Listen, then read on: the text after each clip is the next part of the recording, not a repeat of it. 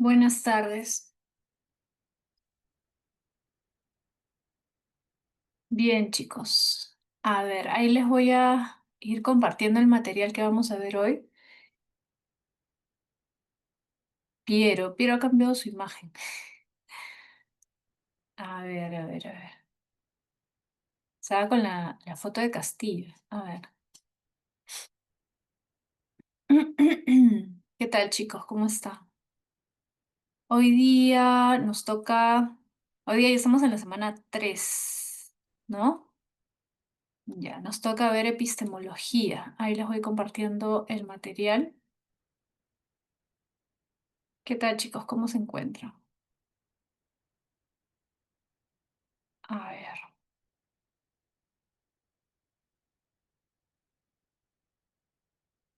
Ya.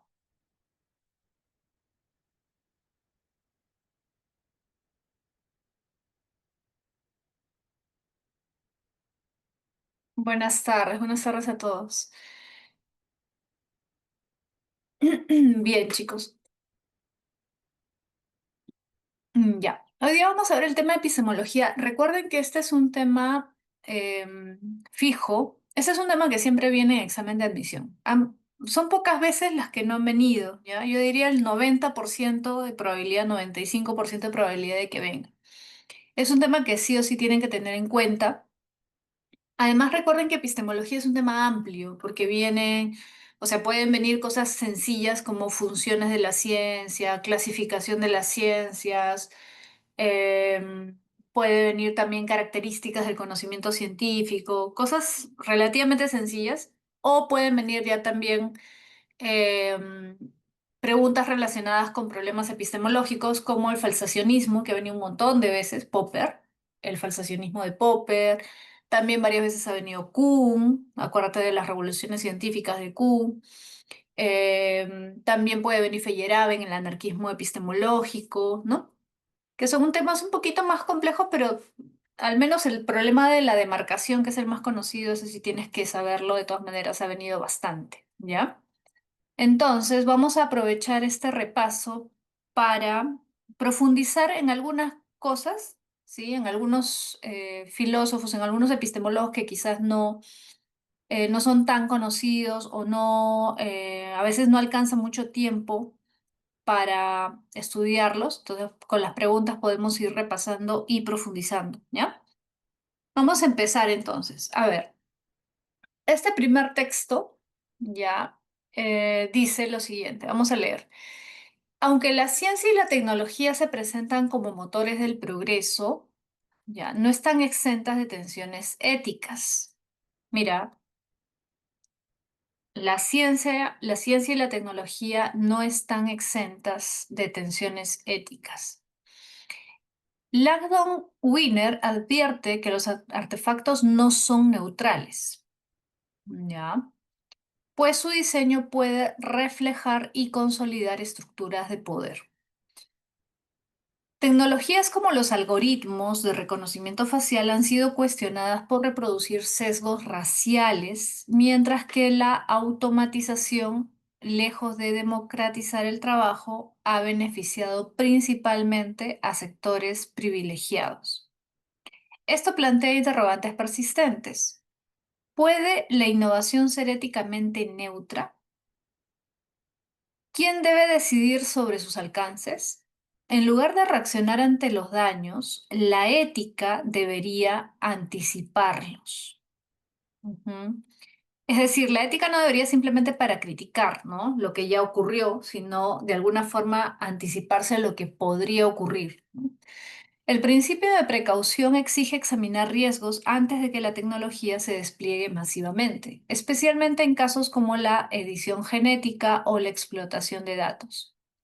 Pero cuando los intereses económicos y políticos dictan la agenda, surge la pregunta, ¿es posible que la técnica sirva a la justicia y no solo al dominio? Ok, entonces este texto está cuestionando de alguna forma, ¿no? A la ciencia y la tecnología debido a las consecuencias negativas desde un punto de vista ético, ¿no? A ver, en relación con el desarrollo tecnológico contemporáneo, el texto sugiere ¿Qué está sugiriendo el texto? A ver, ¿qué dicen ustedes?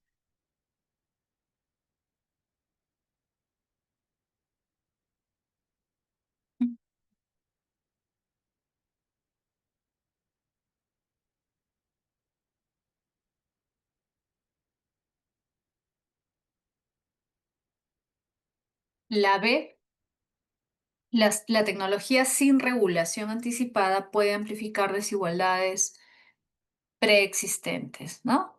¿Sí?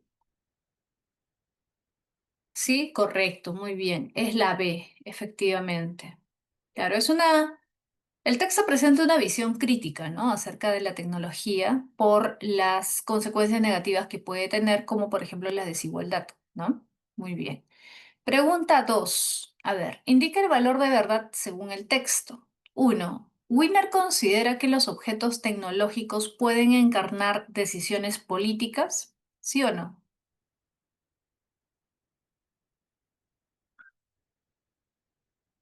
¿Verdadero o falso? A ver, vamos a regresar al texto un ratito para ubicarnos, ¿ya?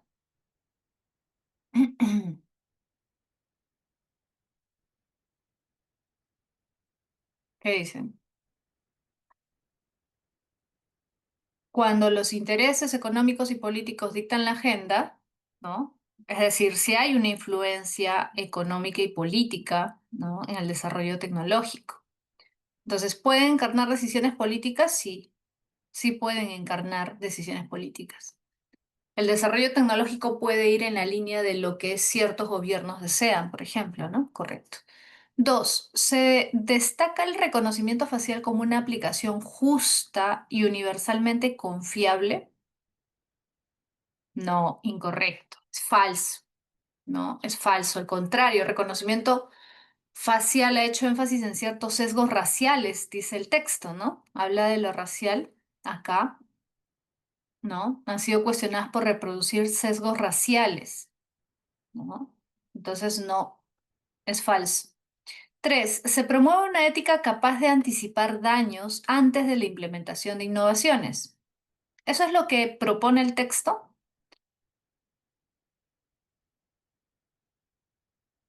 Se promueve una ética capaz de anticipar daños.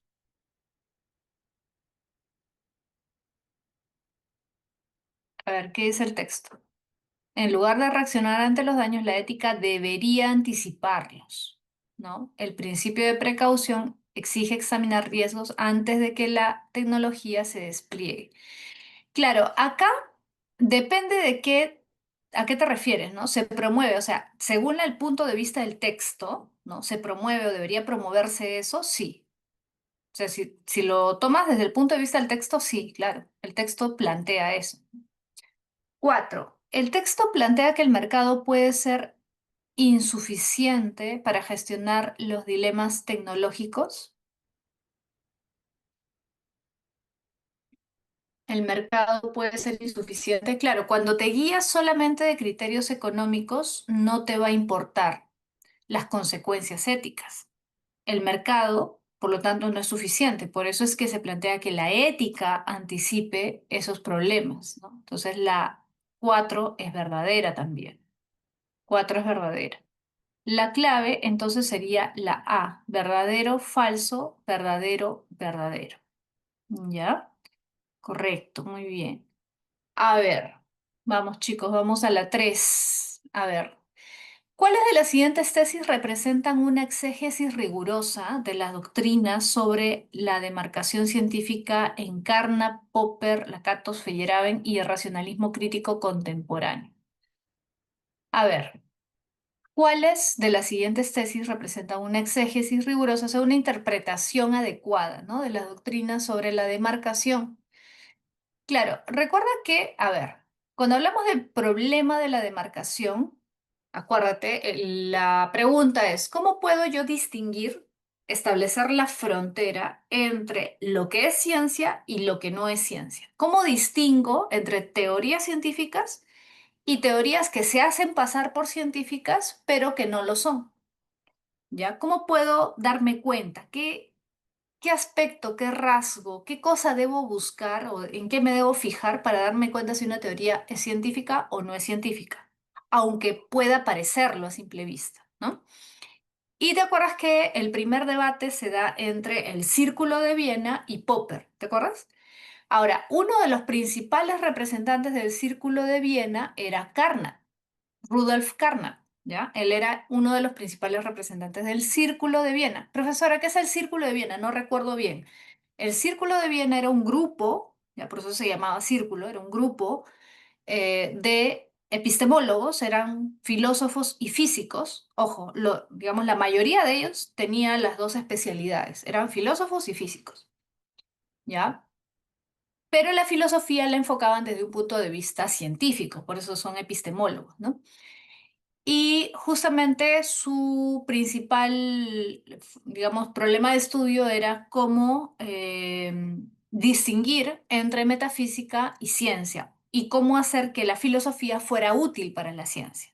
¿Ya? Entonces, Carnap es uno de los principales representantes de ese círculo. Se llamaba Círculo de Viena porque era un grupo de intelectuales que se reunía siempre en la ciudad de Viena. La mayoría eran de la ciudad de Viena, ¿no? De Austria. Ahora, Popper también era austriaco. Popper también nació en Viena. Y Popper va a criticar lo que propone el círculo, porque el círculo de Viena propone que para saber si una teoría es científica o no, basta con que pueda ser verificada, corroborada. Es decir, si yo propongo algo, ¿ya? Eso que yo propongo tengo que poder contrastarlo con la realidad. Es decir, tienen que haber hechos de la realidad o experimentos que yo pueda hacer que confirmen lo que yo planteo, ¿no? Si encuentro varios casos que confirman o varios experimentos que confirmen el planteamiento, entonces la teoría se verifica, ¿no? Queda verificada. Entonces podemos decir que sí es científica porque se puede verificar. Pero Popper va a decir, no, una teoría no es científica porque se pueda verificar, porque hay muchas teorías que se hacen pasar por científicas que podrían verificarse, pero que no son científicas realmente. Es decir, plantean cosas que yo podría aparentemente verificar con la realidad, pero al analizarlas con más detenimiento me puedo dar cuenta de que el hecho de que hayan casos que respaldan lo que dice la teoría no significa que sea cierta necesariamente. Por ejemplo, poniendo un caso extremo, ¿ya? El horóscopo. El horóscopo te plantea pues que cada persona tiene una personalidad en función de cuándo ha nacido, ¿no? De acuerdo a su signo. Entonces, yo puedo encontrar casos que verifiquen lo que dice el horóscopo, sí. O sea, yo puedo conocer gente de cierto signo, ¿no? Zodiacal, que cumple con lo que dice el horóscopo. ¿Y eso significa que lo que plantea el horóscopo es científico? No. O sea, el hecho de que yo encuentre dos, tres, cuatro, cinco casos, ¿sí? Donde se cumple lo que dice el horóscopo, no significa que el horóscopo sea científico, ¿correcto? Entonces, por eso Popper va a decir, no, no podemos usar la verificación, porque ejemplos que nos den la razón siempre vamos a encontrar, siempre. Entonces, no debemos buscar ejemplos que nos den la razón, sino más bien debemos esforzarnos por encontrar un ejemplo que no nos dé la razón, es decir, un contraejemplo, un ejemplo que contradiga lo que nosotros planteamos. Y por eso es que Popper dice, no debemos tratar de verificar las teorías, sino que tenemos que tratar de falsarlas. ¿Te acuerdas?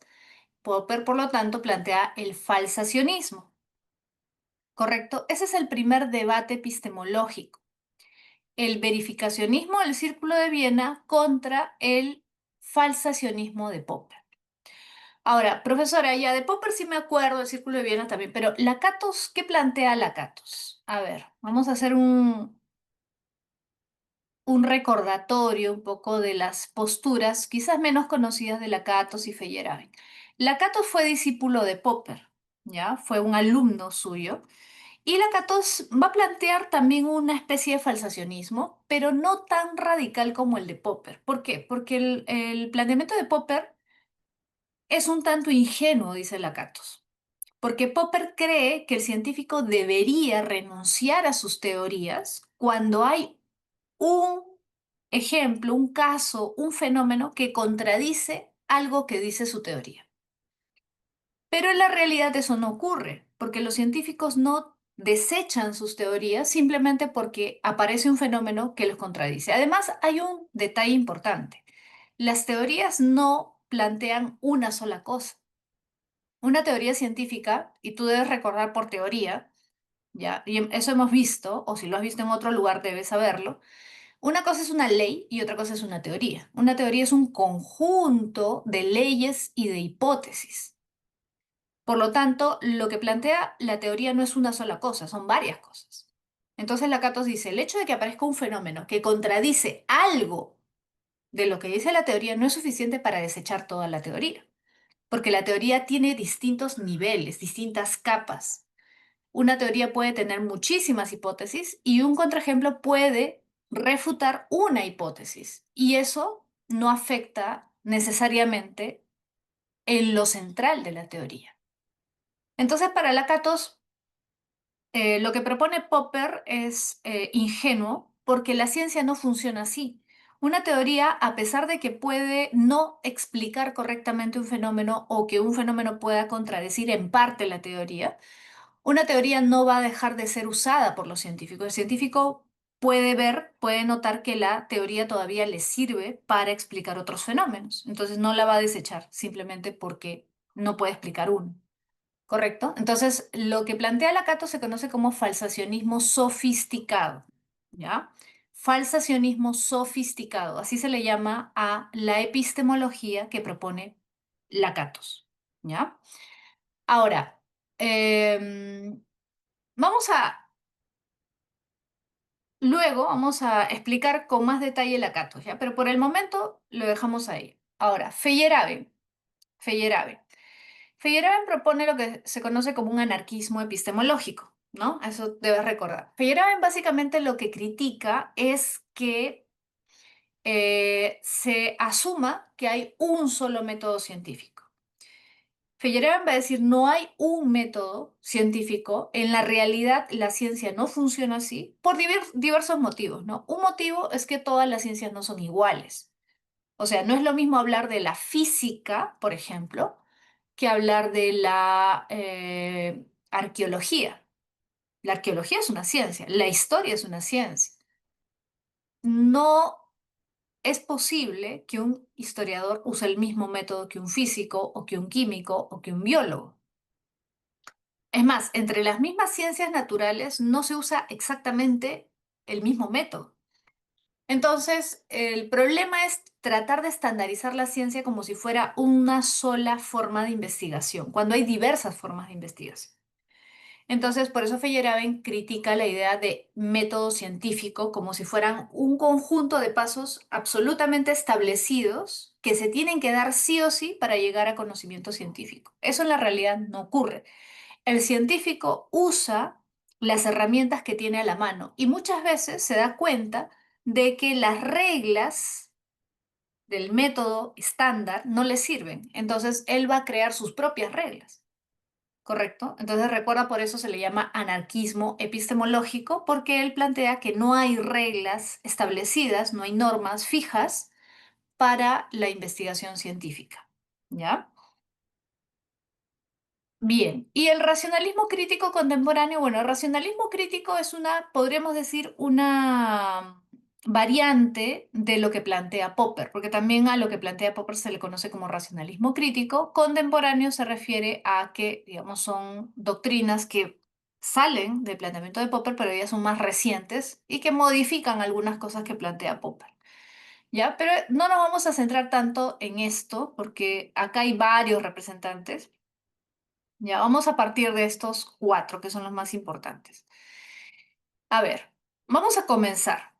Uno dice, Carnap en su fase madura defendió que la demarcación entre ciencia y metafísica debía basarse en el principio de confirmabilidad gradual, ya admitiendo marcos lingüísticos convencionalmente aceptados. ¿Esto en qué libro, en qué obra? En esta obra, Testability of Meaning.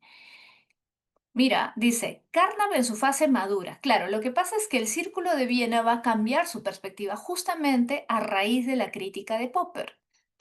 Carnap y muchos miembros del Círculo de Viena van a cambiar y van a plantear ya no una verificación absoluta, sino una confirmabilidad gradual. Esto es correcto, esto es verdad. Ya no van a hablar de una verificación en sentido absoluto y total, sino en un sentido gradual. ¿Ya? Dos, Popper rechazó el criterio de verificabilidad, pero en sus últimos escritos admitió que la falsación tampoco era concluyente, proponiendo la corroboración comparativa entre teorías rivales, el mito del marco común. Ya, el mito del marco común es un texto que escribe Popper, ¿no? Ya en sus últimos años, pero él dice que se debe plantear una corroboración comparativa de teorías y deja de lado la falsación como algo concluyente. No, eso es falso. Popper nunca rechaza la falsación, ¿ya? Nunca llega a rechazar la falsación. La dos es falsa. Tres, Lakatos argumentó que los programas de investigación. Profesor, ¿qué cosas son los programas de investigación? Ya, fácil. Un programa de investigación es una forma más complicada de decir teoría. Un programa de investigación es una teoría, ¿ya? Lakatos argumentó que los programas de investigación degenerativos pueden resucitar mediante heurísticas negativas creativas siempre que logren predecir fenómenos nuevos inesperados. No. ¿Por qué no? Profesora, ¿qué significa degenerativo? Una teoría degenerativa, un programa de investigación degenerativo, su mismo nombre te indica algo negativo, ¿no? Es decir, una teoría que ya no permite predecir nuevos fenómenos. Eso es una teoría degenerativa, un programa de investigación degenerativo. ¿Qué sería lo opuesto? Que también menciona Lakatos. Los programas de investigación progresivos. Ya. Entonces, repito, Lakatos, si puedes apunta, Lakatos habla de dos tipos de teorías o programas de investigación. Programas de investigación progresivos, ¿ya? Que son aquellos que permiten el progreso de la ciencia, porque son las teorías que permiten predecir nuevos hechos, nuevos fenómenos.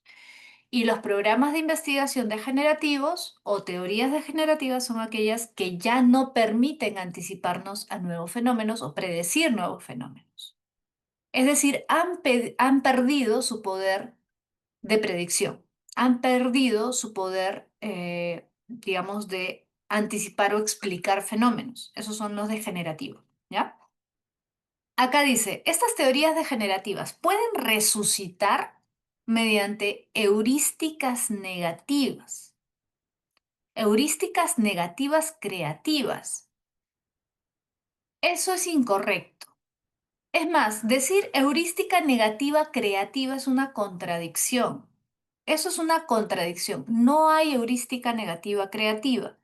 ¿Por qué, profesora? No entiendo qué cosa es heurística negativa. Se refiere a lo siguiente, mira.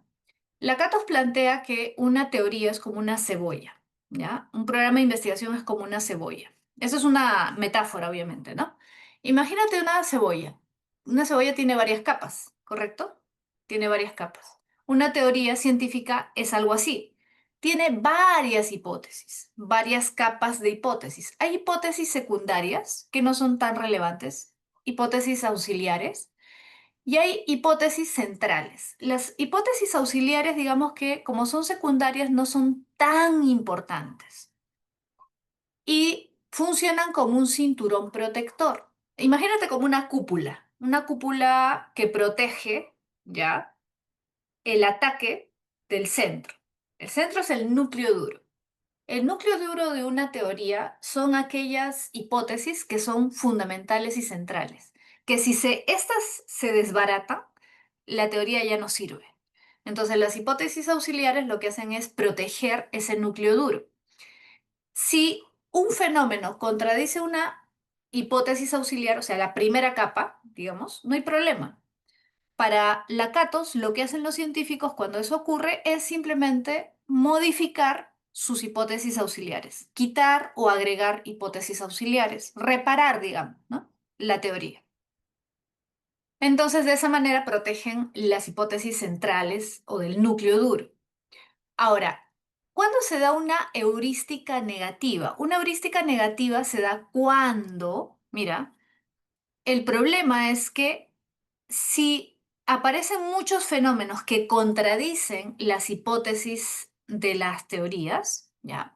Y la teoría básicamente lo que hace es defenderse, defenderse, reparar y reparar y reparar los daños, pero ya no predice nuevos fenómenos, sino que básicamente lo que hace es tratar de protegerse en todo momento. Ahí se da una heurística negativa. O sea, eso ya te indica que esa teoría está degenerando, porque ya no está permitiendo predecir nuevos fenómenos, sino que simplemente está tratando de protegerse, protegerse en todo momento. Te da un indicio de que esa teoría ya llegó a su límite, digamos, ¿no? Lo cual no significa que la vas a desechar por completo, porque se pueden rescatar algunas cosas de la teoría, pero ya te da un indicio de que hay que, digamos, elaborar nuevas teorías que permitan anticipar nuevos hechos. Entonces, una heurística negativa no puede ser creativa, porque creativo significa que puedes generar nuevas hipótesis que anticipen nuevos hechos. Un programa de investigación o una teoría degenerativa, perdón, no crea nuevas hipótesis para predecir nuevos hechos, sino que simplemente se protege en todo momento. Por lo tanto, siempre que logren predecir fenómenos nuevos inesperados, no. Un programa de investigación degenerativo que básicamente se protege de los ataques, no puede predecir nuevos fenómenos. Por lo tanto, esta también es incorrecta. La 3 es incorrecta. 4. Feyerabend demostró que el principio de proliferación teórica fue violado en revoluciones científicas clave donde el monopolio metodológico aceleró el proceso. A ver, Feyerabend demostró que el principio de proliferación teórica ya fue violado en revoluciones científicas, ya, en revoluciones científicas clave donde el monopolio metodológico aceleró el proceso. Ya, esto también es incorrecto. Ya, esto también es incorrecto. ¿Ya? Fue violado en revoluciones científicas clave donde el monopolio metodológico aceleró el progreso. El monopolio metodológico, el monopolio metodológico no puede acelerar el progreso. Al contrario, recuerda, para Feyerabend, un solo método no funciona. No hay un solo método en la ciencia, por lo tanto, un método científico, un monopolio metodológico no puede permitir el progreso científico, al contrario. Esto también es incorrecto. 5. El racionalismo crítico, el racionalismo crítico contemporáneo reformula la falsación popperiana mediante grados de testabilidad empírica, incorporando herramientas bayesianas para evaluar teorías inconmensurables. Ya, esto sí es correcto. Ahora, es un poco complicado explicarlo, ¿por qué? Porque tendría que explicarte varias cosas, pero lo central es lo siguiente. Racionalismo crítico, ya te dije hace un rato, también se le conoce a la teoría de Popper, ya, al falsacionismo, pero contemporáneo, o sea, te están hablando de las últimas, digamos, de los últimos epistemólogos que de alguna forma se apegan al falsacionismo, pero reformulan el falsacionismo. O sea, no son lo mismo exactamente. Por eso hay una reformulación de la falsación, sí, hay una reformulación de la falsación popperiana, o sea, de la propuesta de Popper. Y ellos hablan de grados de testabilidad, sí. Las herramientas bayesianas se refieren sobre todo a instrumentos que se usan dentro de la ciencia para confirmar a través de experimentos, ¿ya?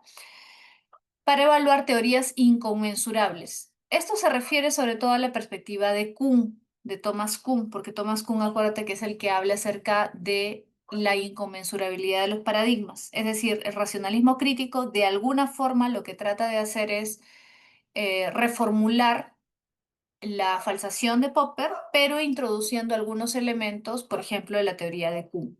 ¿Ya? ¿Esto es correcto? Sí, esto sí es correcto. Entonces sería 1 verdadero, 1 es correcto, y 5. No hay ninguno acá, ¿ya? Así que vamos a modificar la clave. La 3, acuérdate, es incorrecta, entonces vamos a dejarlo en 1 y 5. 1 y 5 sería la clave. Ya, la 3 es incorrecta. 1 y 5 es la clave. ¿Ya? A ver, vamos a la pregunta 4. Pregunta 4. Dice, relaciona los siguientes conceptos sobre clasificación de las ciencias. Ya, esto es fácil. A ver, ciencias formales. Acuérdate, ciencias formales son matemática y lógica. ¿Cuál sería ciencia formal?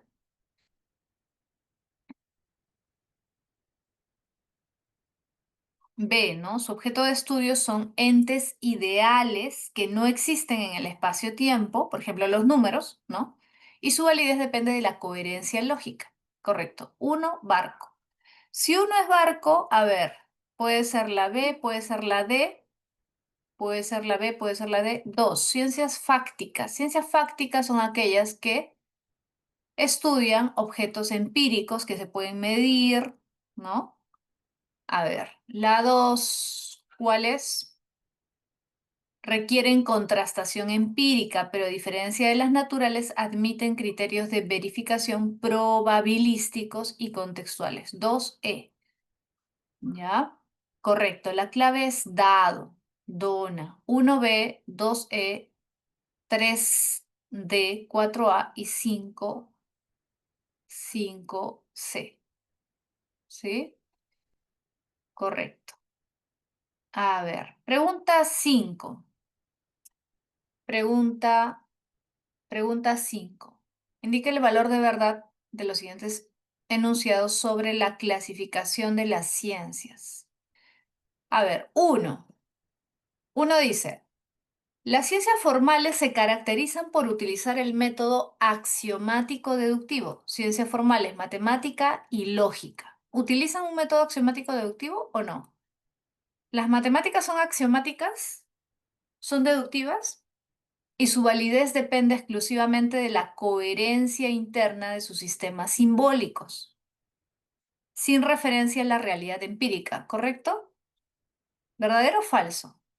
Verdadero, claro, la matemática y la lógica son axiomáticas deductivas, no se basan en la observación, se basan en principios indemostrables. Uno, verdadero. Dos, las ciencias fácticas requieren necesariamente de contrastación experimental directa para validar sus teorías, lo que las diferencia radicalmente de las ciencias formales. ¿Verdadero o falso? Requieren necesariamente de contrastación experimental directa.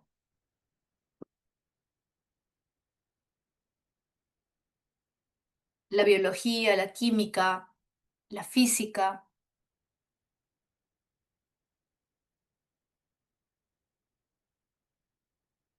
¿Puede haber contrastación experimental indirecta o no? En las ciencias fácticas. La biología, la química, la física, la astronomía. Piensa en la astronomía, por ejemplo. Claro, si hay instrumentos, justamente hay instrumentos que permiten una contrastación indirecta, ¿no? Directa se refiere a tus sentidos. Puedes contrastar directamente, pero indirecto se refiere a cuando hay instrumentos, ¿no? Hay ciertos instrumentos que se desarrollan para llegar a alcanzar cierto grado de contrastación, sí. La 2 es falsa. La 2 es falsa, ¿ya? La 2 es falsa porque no necesariamente tiene que ser directa. 3. Las ciencias puras buscan el conocimiento por sí mismo, mientras que las ciencias aplicadas utilizan ese conocimiento para resolver problemas prácticos, pero ambas comparten los mismos métodos de validación. ¿Verdadero o falso? ¿Qué dicen? ¿Verdadero o falso? Las ciencias puras buscan el conocimiento por sí mismo, correcto. Las ciencias aplicadas buscan resolver problemas prácticos, correcto. Pero ambas comparten los mismos métodos de validación, correcto. La 3 es verdadera. La 3 es verdadera. 4. La demarcación entre ciencias naturales y ciencias sociales es absoluta, pues las primeras utilizan exclusivamente métodos cuantitativos y la segunda solo métodos cualitativos. ¿Verdadero o falso?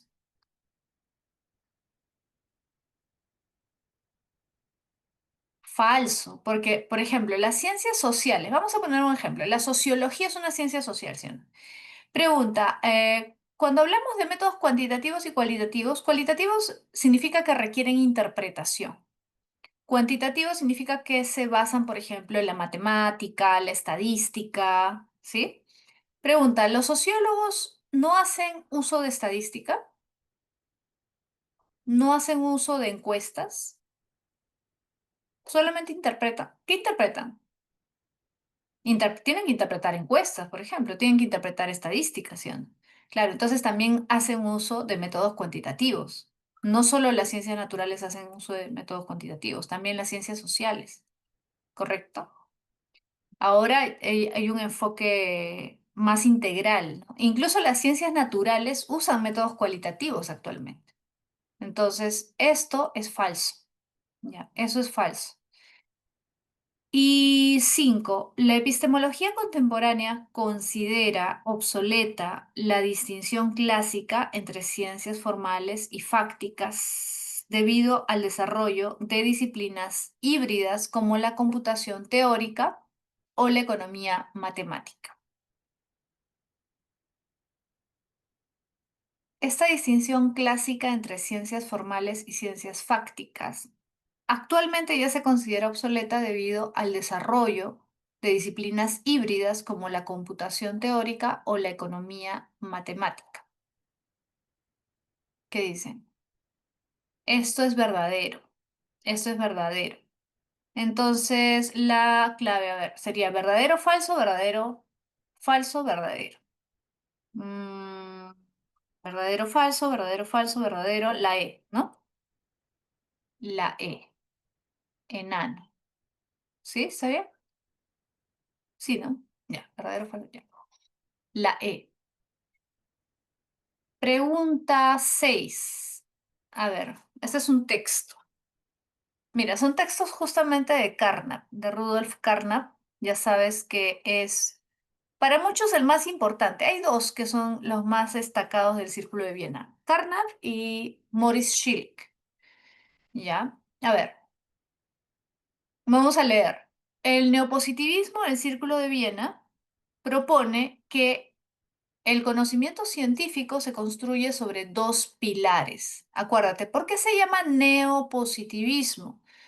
Porque los miembros del Círculo de Viena plantean que solamente podemos hablar de ciencia si nos basamos en hechos positivos. Hechos positivos, acuérdate de Comte, son hechos verificables, medibles, contrastables. O sea, los hechos empíricos, ¿no? Por eso también se les llama neoempiristas.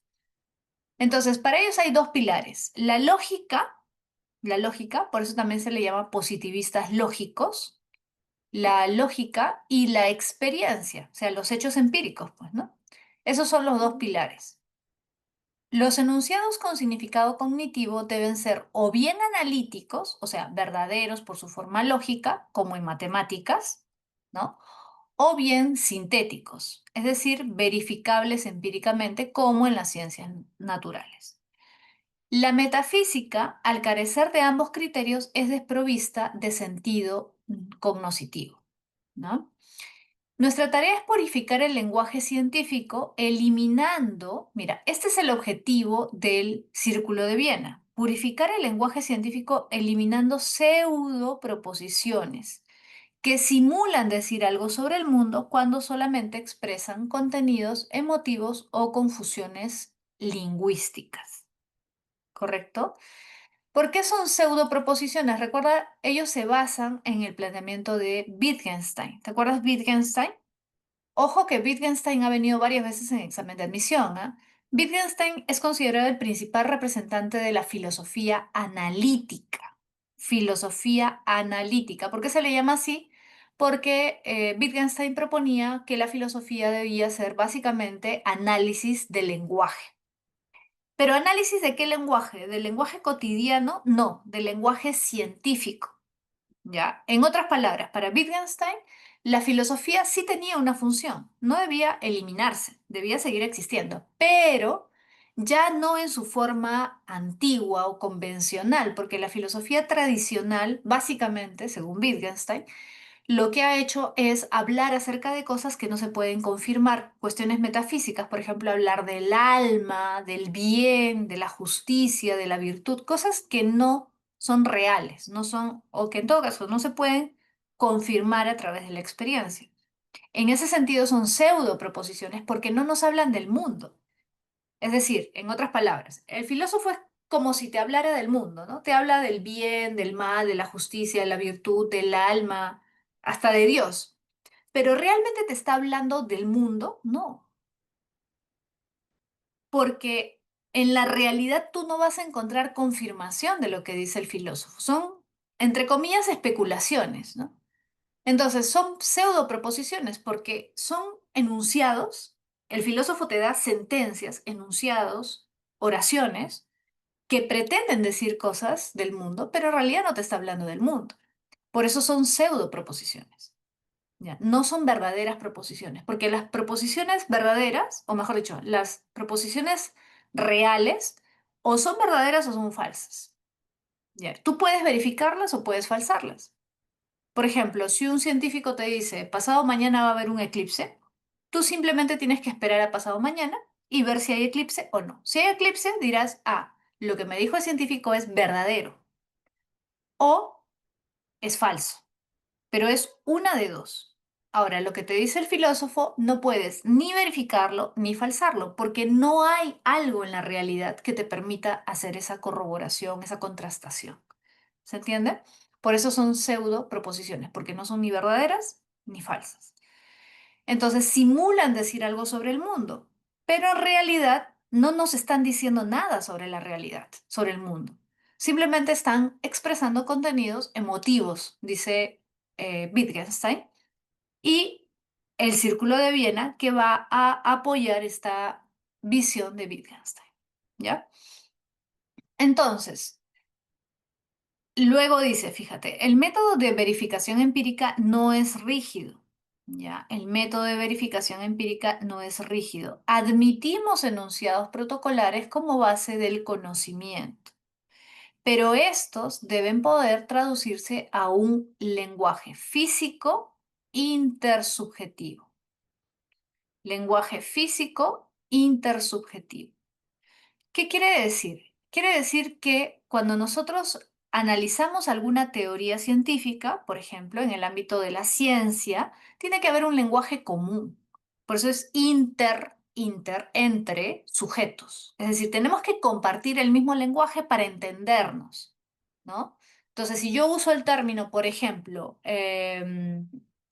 relativismo dentro del ámbito científico, por ejemplo, la relatividad de Einstein, si yo digo que el tiempo y el espacio son relativos, ya, ese lenguaje que yo estoy usando tiene que hacer referencia a algo de la realidad, algo físico, ¿correcto? ¿Hace referencia la relatividad a algo físico, real? Sí, claro.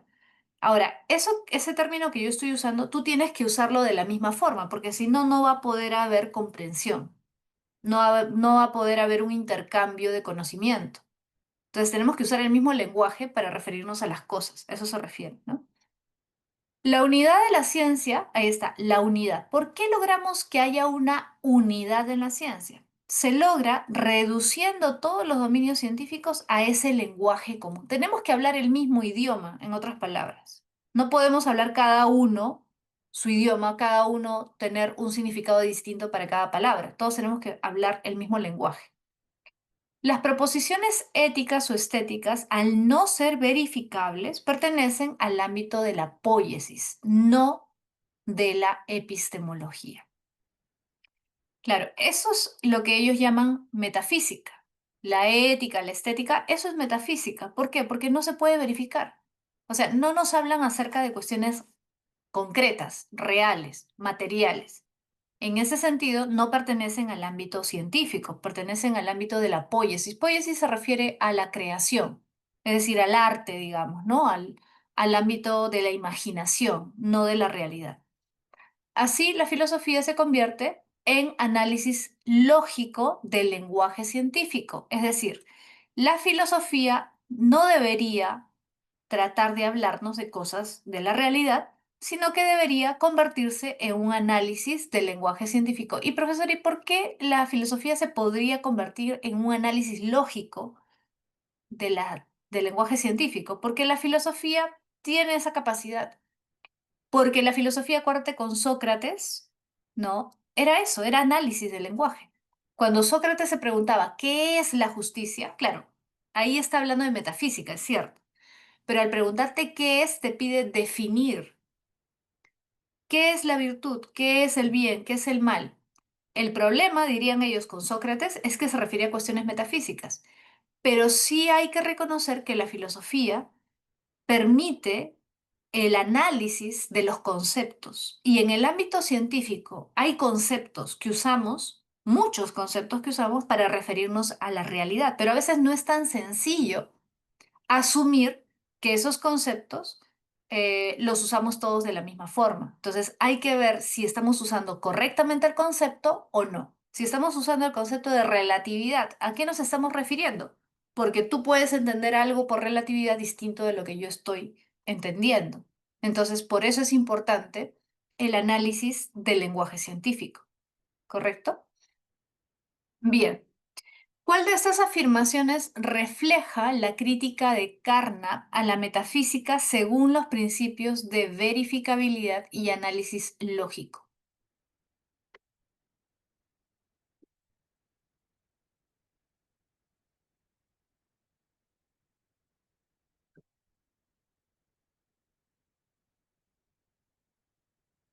¿Cuál refleja la crítica a la metafísica?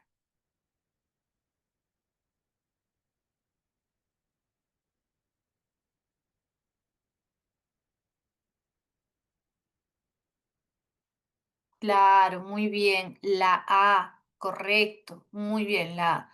Los enunciados metafísicos carecen de sentido. Por eso que Wittgenstein, ¿te acuerdas que le llama sin sentidos o absurdos también? Al no poder ser empíricamente verificados ni demostrados lógicamente. Correcto. La clave es la A. Pregunta 7. Indique el valor de verdad según la doctrina neopositivista de Carnap. A ver, uno, los juicios éticos como matar es malo son cognitivamente significativos si se traducen a hechos observables.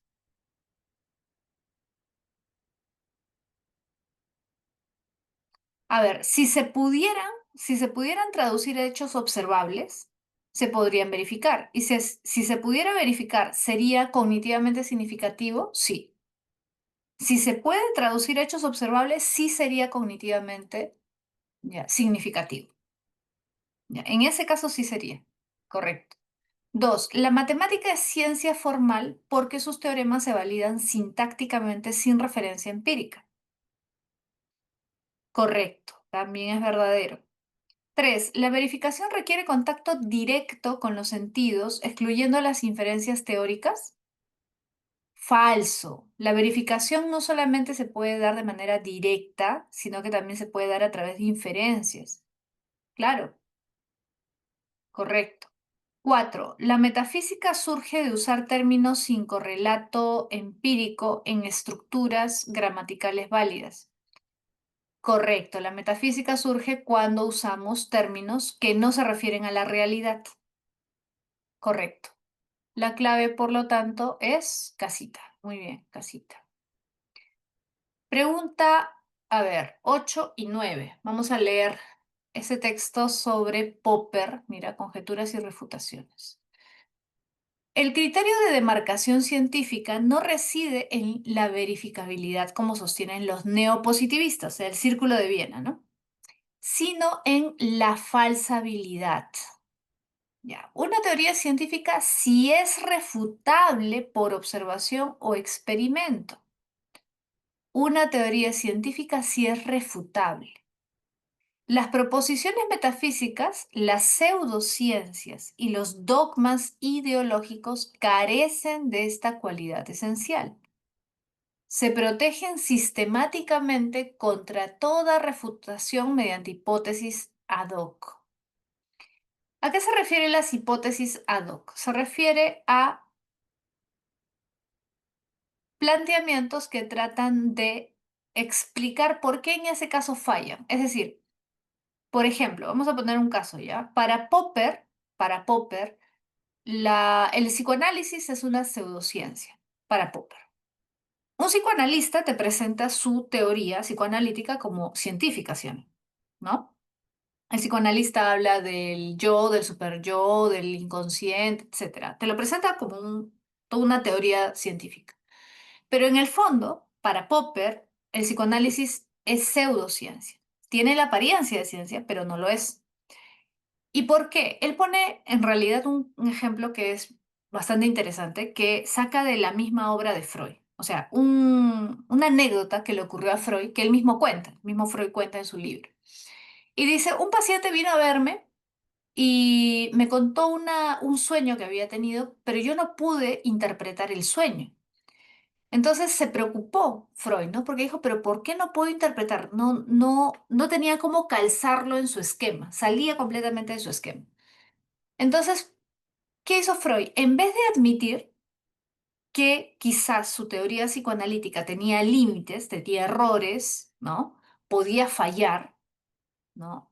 En otras palabras, que era falsable, ¿no? Popper diría, lo honesto de un científico es reconocer cuando su teoría falla, ¿no? Pero el problema es que muchos científicos protegen a su teoría como si fuera su hijo, ¿no? Como si fuera perfecto. No, no puede tener errores, no puede fallar en nada. Y eso es anticientífico, eso es dogmático. Creer que tu teoría es perfecta y que revela la verdad, ¿no? Es una actitud anticientífica. Es una actitud que impide el progreso de la ciencia. Entonces, ¿qué hace Freud? ¿Por qué su actitud es anticientífica? Porque Freud dice, bueno, no reconoció que su teoría quizás fallaba o que no podía explicar todos los casos. ¿Qué se inventó? ¿Qué se le ocurrió para justificar no poder interpretar el sueño? Se puso a pensar y recordar que en días anteriores el mismo paciente había ido, él había interpretado un sueño que le había contado al paciente y al paciente no le gustó lo que le dijo Freud. Se sintió ofendido por lo que le dijo Freud. Entonces dijo Freud, lo que ha ocurrido es que inconscientemente me odia, me ha agarrado cólera por esa vez en que le interpreté el sueño y a él no le gustó la interpretación. Entonces, inconscientemente ha generado un sueño. Mira, no lo he hecho a propósito. Inconscientemente ha generado un sueño que yo no puedo interpretar para vengarse de mí. ¿Te das cuenta todas las vueltas que le da para justificar que no pueda interpretar el sueño del paciente? Esa es una hipótesis ad hoc. Esa es una hipótesis ad hoc. Es decir, algo que se inventa, ¿ya? El científico, para explicar por qué su teoría ha fallado, ¿ya? O sea, para mostrar que en realidad no ha fallado, en otras palabras. Entonces, ¿qué dice Popper? Ya pues, ¿cómo vas a decir que eso es ciencia? O sea, una teoría que no puede aceptar, que puede tener errores, fallos, que tiene que ser replanteada, reformulada o simplemente abandonada porque falla, ¿no? Porque no es correcta, no puede ser considerada científica. Entonces, justamente el problema, dice Popper, es pensar que una teoría es científica porque resuelve todo. Si una teoría resuelve todos los problemas, es sospechoso. Debería sospechar. En vez de decir, mira, qué linda, qué perfecta esta teoría, deberías pensar, qué raro, ¿no? Qué raro que sea tan perfecta. Es como cuando conoces a alguien y le preguntas, ¿y qué defecto tienes? Ay, no sé, es que creo que soy muy perfeccionista. ¿Cómo tu mayor defecto va a ser perfeccionista, ¿no? Por eso que los psicólogos cuando te entrevistan para una entrevista de trabajo ya están hartos de que todos los postulantes le digan eso, ¿no? Sabes, ¿no? Que los psicólogos preguntan, ¿y cuál es tu defecto, tu mayor defecto? Ay, es que soy perfeccionista. Ya, cuando tú respondes eso, ¿qué hace el psicólogo? Ya, tachado, chao.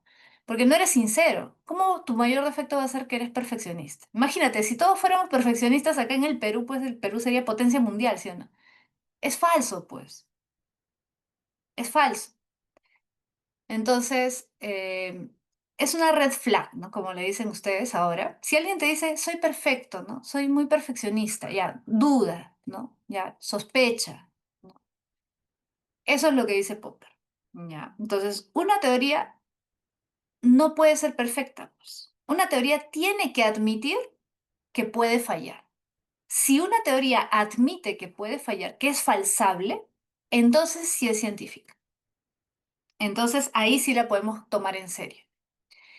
El conocimiento, ahí está, el conocimiento científico. ¿Por qué progresa el conocimiento científico?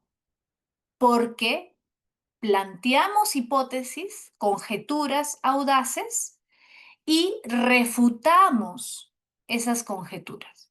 La ciencia avanzaría si todas las teorías fueran perfectas.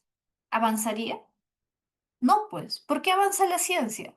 Porque las teorías científicas van siendo refutadas con el paso del tiempo, van siendo mejoradas, modificadas, reemplazadas por otras mejores. ¿Sí o no? Si no, no habría progreso. Por lo tanto, ninguna teoría puede considerarse definitivamente verdadera. No hay teorías científicas verdaderas. Pero las que sobreviven a intentos severos de falsación alcanzan estatus provisionalmente aceptado. Provisionalmente. Por eso es que Popper habla de una corroboración provisional. Por el momento, funciona. Eso significa que siempre va a funcionar y que siempre va a explicar todo y que nunca va a fallar. No. Por el momento, no ha podido ser falsada. ¿Eso significa que no es falsable? No.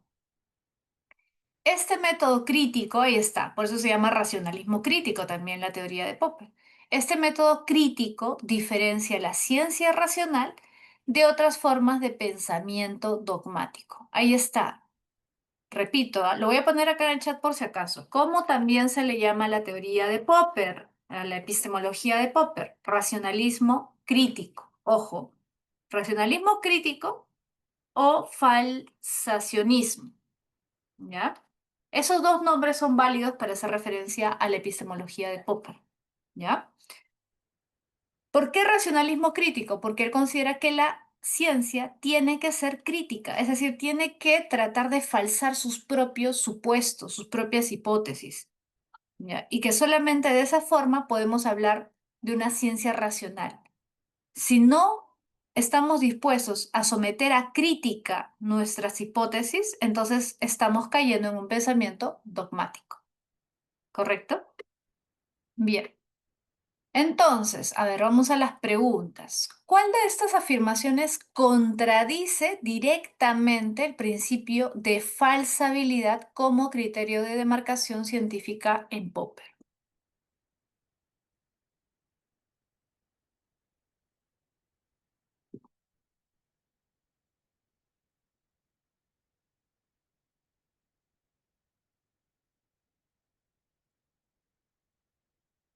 Claro, muy bien, Casa. El psicoanálisis es científico porque encuentra evidencia confirmatoria en todos los casos clínicos observados.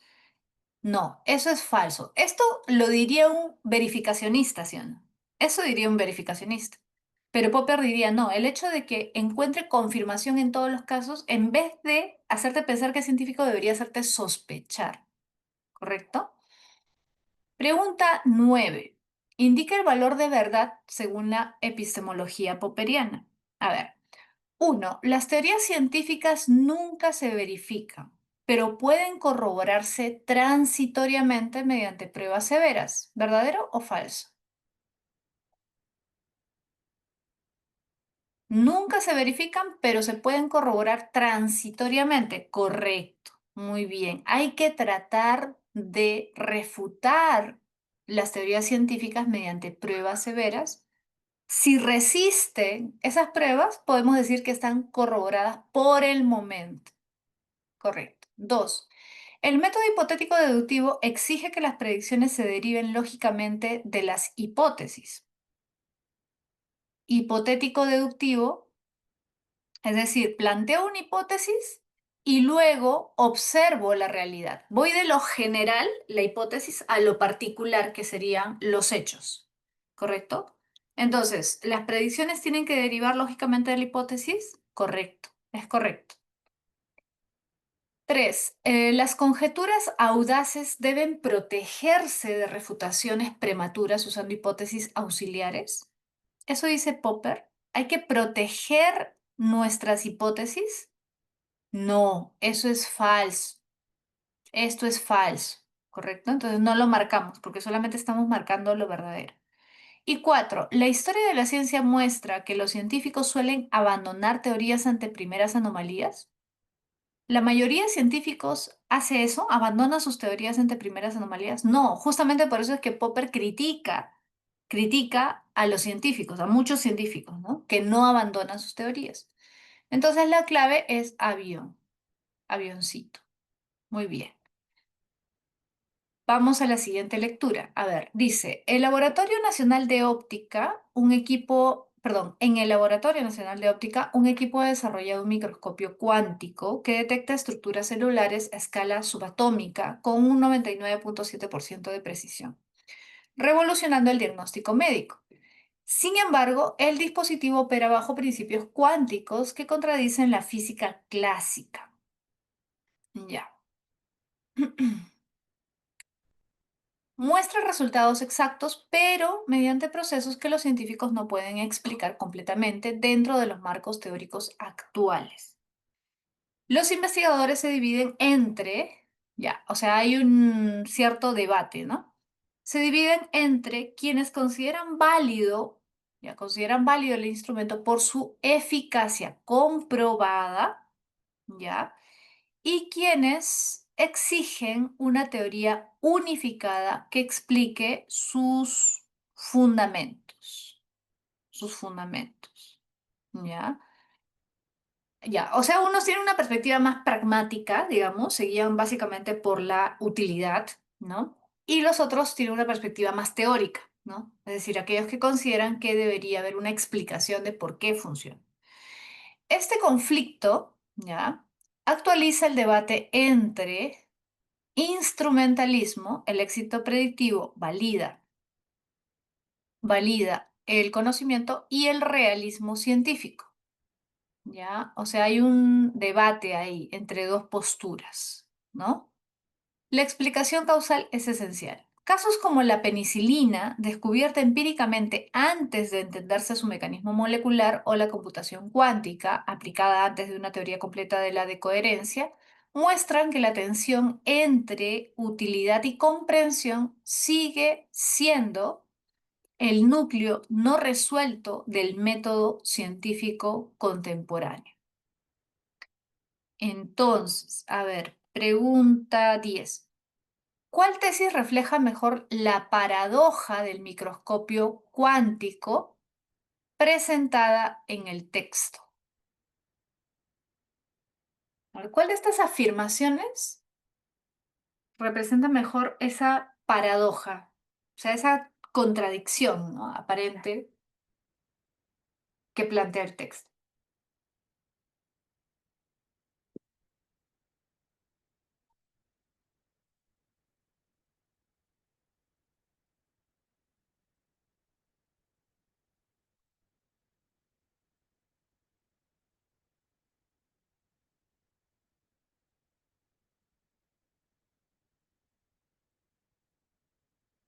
Casita. Claro, está al final, ¿no? El mismo texto lo menciona al final, ¿no? La tensión entre precisión técnica y explicación incompleta cuestiona qué constituye verdadero conocimiento científico. Claro, o sea, ¿qué llamamos conocimiento científico? Simplemente a la utilidad, a la capacidad para resolver o usar ciertos instrumentos, o es necesario que haya una explicación para hablar de ciencia. O la ciencia no requiere tanto de explicaciones, sino de resolver, ¿no? De resolver problemas. Escasa. Ujú. Muy bien. Pregunta 11. Dice, relacione cada postura filosófica con su posición ante el microscopio cuántico según el texto. A ver, instrumentalismo. Perdón. Eso. Ya, ahí. Instrumentalismo. ¿Con cuál iría?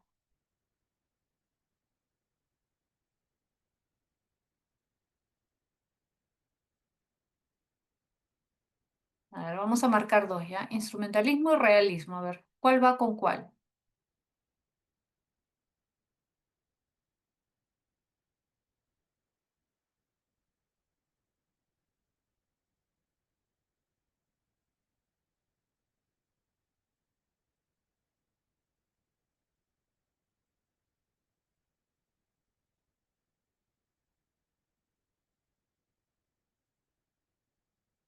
La uno puede ser la A,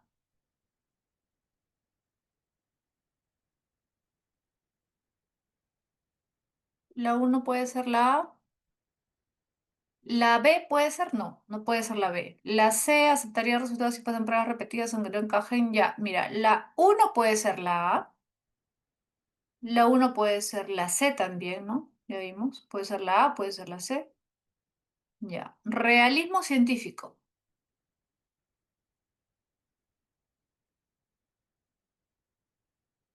B, rechazaría su uso hasta que se resuelva la contradicción con los principios de la física clásica, ¿no? Claro, la 2 es la B. La 2 es la B, ¿correcto? Dos b a ver, dos b hay en A, hay dos b en C hay dos b,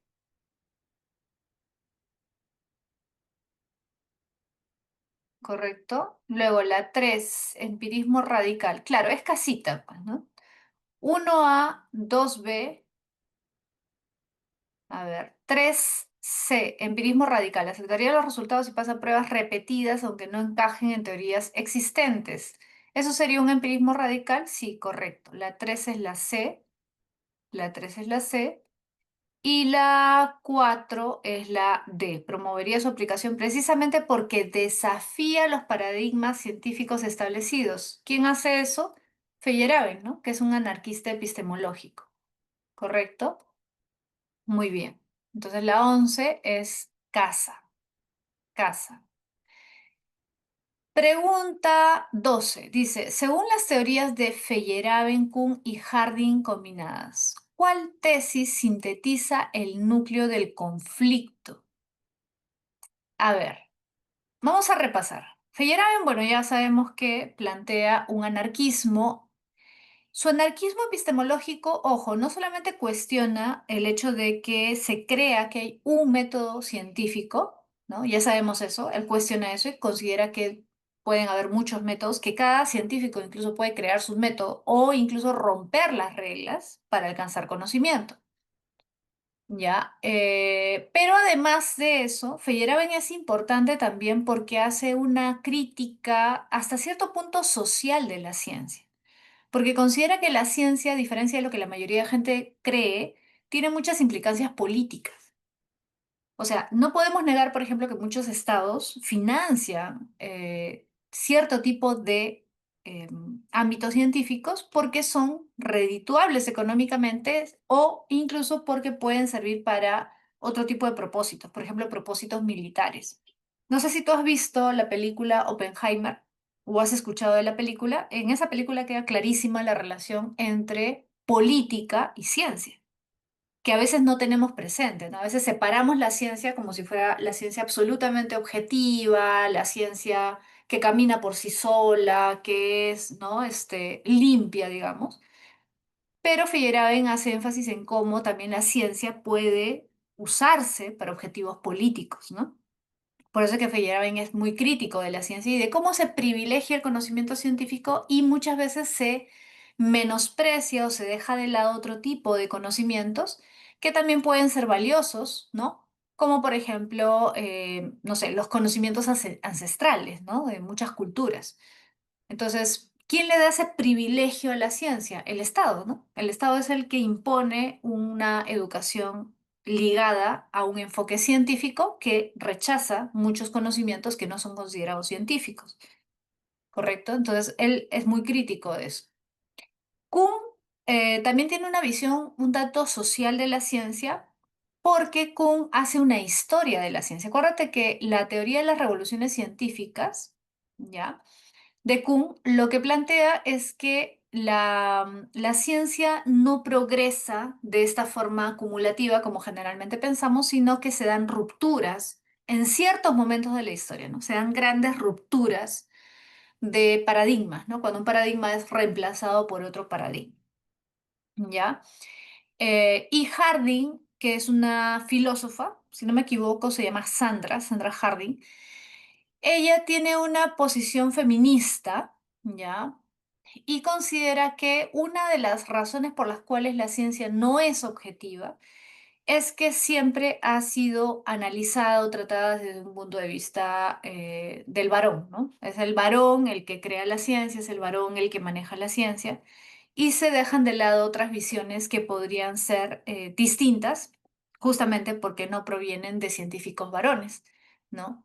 La mujer usualmente ha sido relegado, históricamente no ha participado mucho en el ámbito de la ciencia, y por eso ella considera que no es tan objetiva como generalmente se piensa, ¿no? Porque se dejan de lado otras perspectivas que no son, digamos, las tradicionales, ¿no? Oye, ojo, no solamente las mujeres, sino en general, ¿no? Cualquiera que no encaje o que no haya encajado dentro del esquema tradicional de la sociedad ha sido puesto de lado, ¿no? Bueno, entonces, ¿cuál sintetiza el núcleo duro del conflicto? A ver.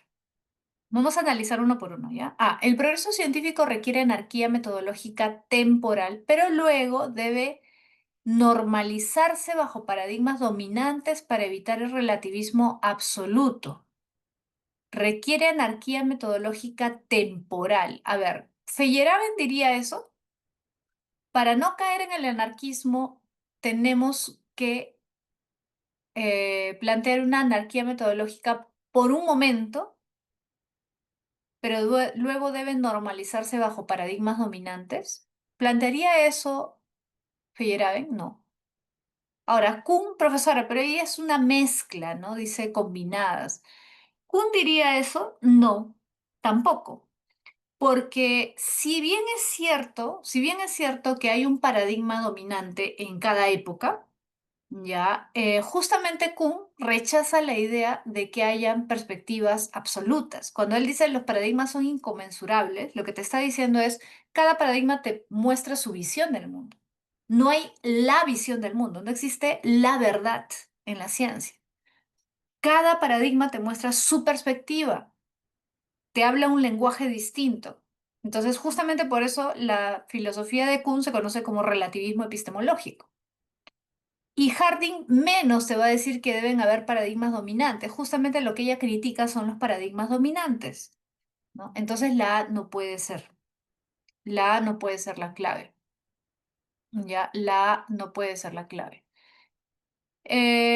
Dos, la tensión entre eficacia práctica y explicación causal revela que la ciencia es un campo de batalla político donde compiten epistemologías con distinto poder. La tensión entre eficacia práctica y explicación causal, o sea, se refiere al texto que estuvimos viendo, ¿no? Revela que la ciencia es un campo de batalla político donde compiten epistemologías con distinto poder. Eso es correcto, claro. ¿Feyerabend hace énfasis en lo político? Sí.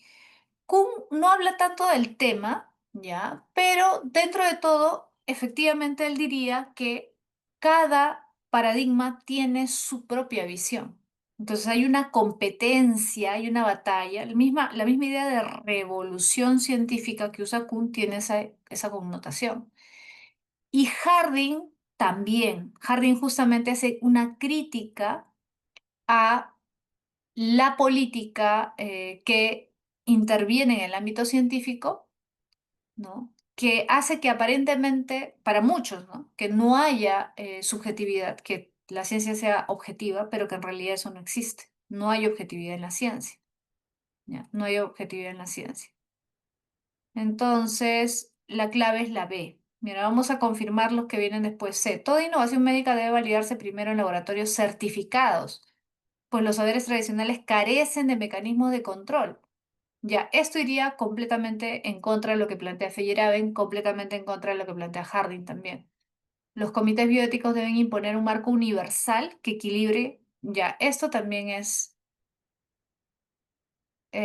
opuesto a lo que plantean ellos, ¿no? La inteligencia artificial eventualmente resolverá esas disputas, calculará objetivamente. Ellos creen que no hay una visión objetiva, aunque la mayoría crea que hay objetividad en la ciencia, para ellos no hay objetividad en la ciencia. Entonces la clave es barco, ya, barco. Pregunta 13. A ver, pregunta 13. Hay que relacionar los pasos del método científico. A ver, hipótesis. ¿Qué cosa es la hipótesis? Una posible respuesta, ¿no? Una posible solución, ¿no? La hipótesis generalmente se plantea como una proposición teórica que luego tendrá que ser falsada. Por lo tanto, la clave acá es uno de, ya. Tenemos uno de, uno de, uno de. Ujú. ¿Cuál puede ser la C, no? A ver, vamos a confirmar, ¿ah? 2C, a ver, observación. Observación con la C, registro sistemático de fenómenos mediante instrumentos calibrados generando datos primarios verificables. Correcto.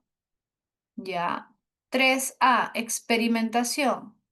¿Qué es un experimento? ¿Cómo se hace una experimentación? Diseñando pruebas controladas para aislar variables y medir su impacto con precisión metodológica. Correcto, ¿no? 4B, análisis, interpretación crítica de resultados es el análisis. Correcto. Muy bien. Entonces es la C. La C, casita. ¿Sí? ¿De acuerdo? Pregunta 14. A ver. Dice, en el Simposio Internacional de Filosofía de la Ciencia, 5 eminentes epistemólogos discuten el reciente descubrimiento del efecto cuántico térmico.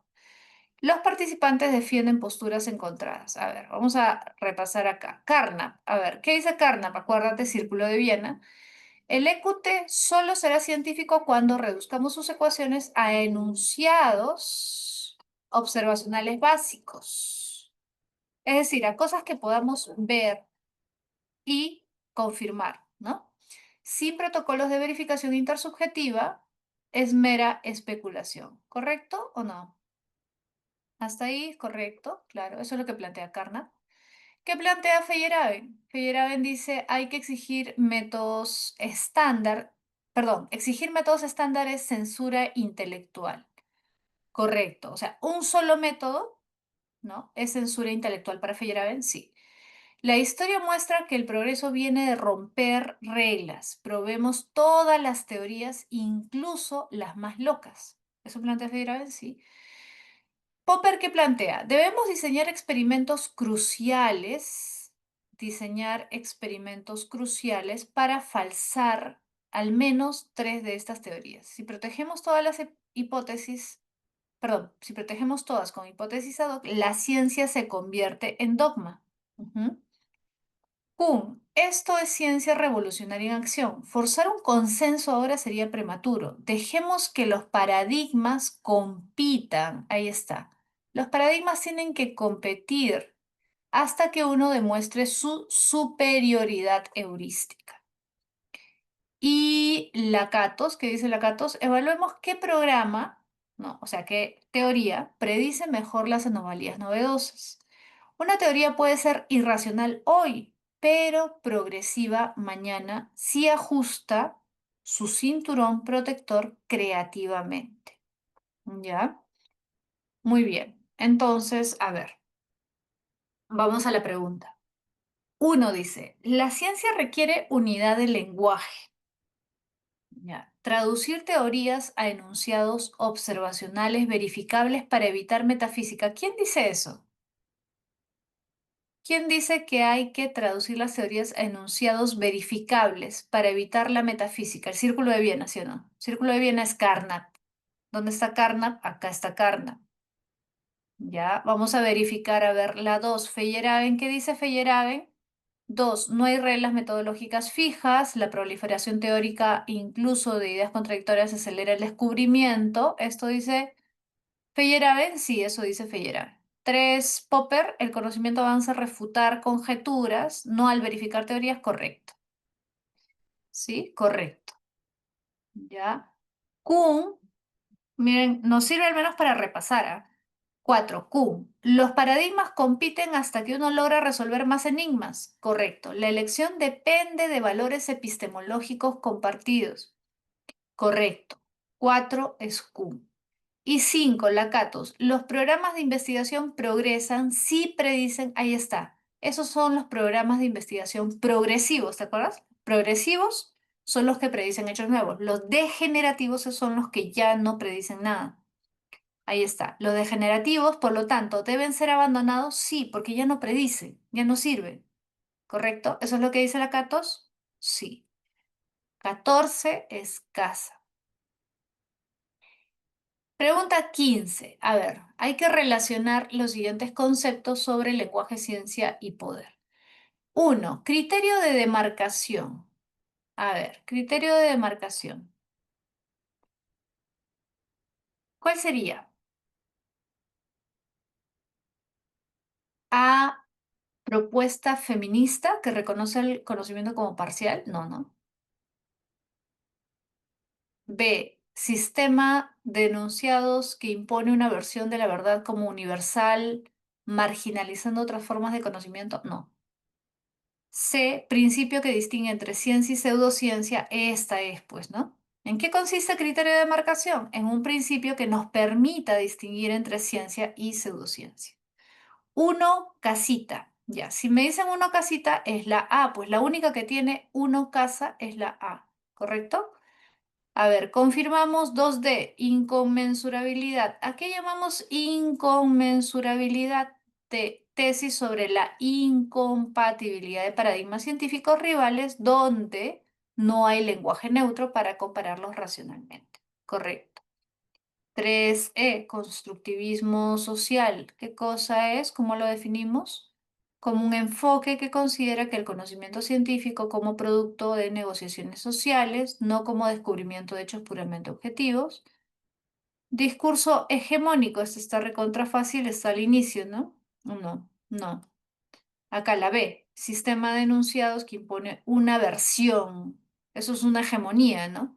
Una versión de verdad como universal, perdón, marginalizando otras formas de conocimiento mediante instituciones y prácticas sociales. ¿Quién critica un discurso hegemónico en la ciencia? Feyerabend. ¿Quién más? Harding también critica el discurso hegemónico en la ciencia. Correcto, muy bien, casita. Perdón, es avión. 15, avión. 16, a ver. Dice, Feyerabend eligió el término anarquismo por su uso general, pero rechaza muchos, mira, rechaza muchos de sus rasgos actuales, o sea, de los rasgos actuales del anarquismo. No está muy de acuerdo con muchos de sus rasgos. ¿Por qué? Dice, mira, como por ejemplo la indiferencia hacia la vida y la felicidad humanas. Ya, salvo la de ciertos grupos y una seriedad puritana que detesta. O sea, Feyerabend no está muy de acuerdo con la forma en que se expresa actualmente el anarquismo, porque habría en él una especie de indiferencia hacia la vida y la felicidad. ¿Por qué, profesora? ¿Pero por qué hay una indiferencia hacia la vida de los anarquistas? Porque el anarquismo, acuérdate, es una postura política. El anarquismo es una corriente filosófico-política que plantea que, por ejemplo, se debe hacer una revolución para permitir acabar con el Estado y la revolución implica sangre, implica violencia, implica muerte, implica destrucción. Entonces, de alguna forma hay una indiferencia hacia la vida, claro. ¿No? Si yo quiero cambiar la sociedad, bueno, tengo que subvertir el orden, tengo que hacer una revolución, tendrán que morir, pues no algunos. Esa es una visión de indiferencia hacia la vida, ¿no? Entonces, esta radicalidad del anarquismo también hace que se tomen muy en serio las cosas, ¿no? Por eso habla de una seriedad puritana, ¿no? Que Feyerabend no comparte, ¿no? Aunque existen excepciones, dice como con Bendit, prefiere identificarse con el dadaísmo. O sea, Feyerabend prefiere identificarse con el dadaísmo por estas razones, ¿no? que hemos visto. Un dadaísta no haría daño ni a una mosca. Claro, la diferencia entre un anarquista y un dadaísta es que el dadaísta es más, digamos, más irreverente, ¿no? No se toma tan en serio las cosas. Desconfía de lo solemne, o sea, Feyerabend, ¿no? Desconfía de lo solemne y, perdón, el dadaísta, ¿no? Desconfía de lo solemne y valora tomarse las cosas a la ligera. Ahí está, ¿sí? Se toma las cosas a la ligera. Eliminando del lenguaje conceptos profundos ya corrompidos como verdad, justicia o amor. Claro, porque en nombre de la verdad, en nombre de la justicia o en nombre del amor se pueden cometer también excesos, crímenes, muertes, ¿no? Entonces, Feyerabend ya no está muy de acuerdo con ese tipo de lenguaje, ¿no? Profundo, digamos. Los marxistas también, ¿no? El marxismo también te propone una sociedad libre, justa, ¿no? Pero en nombre de esos conceptos, de esos ideales, también está dispuesto a matar, por ejemplo, ¿no? A usar la violencia. Está abierto a experimentar incluso en ámbitos considerados intocables como el lenguaje, ¿no?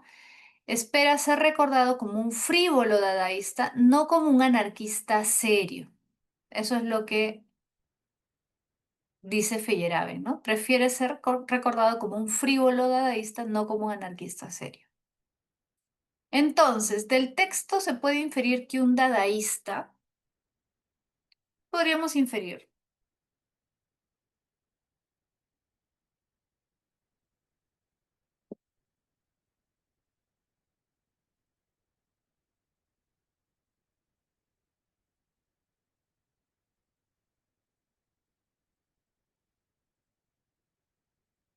claro, claro, claro, muy bien, prefiere lo ligero y lúdico a lo solemne y estructurado.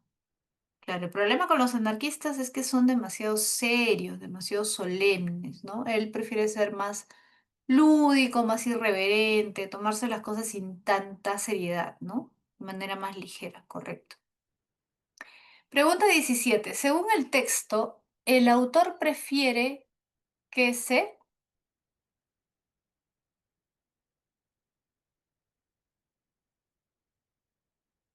¿Qué prefiere el autor?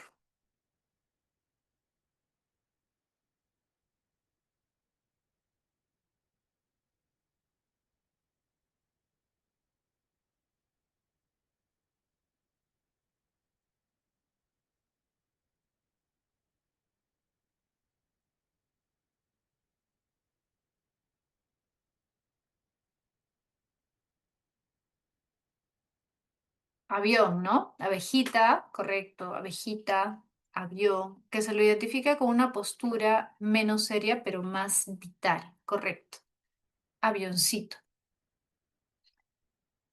Bien, vamos al siguiente texto. A ver, este es un texto sobre Thomas Kuhn, ¿ya? Este es sobre Thomas Kuhn, la estructura de las revoluciones científicas.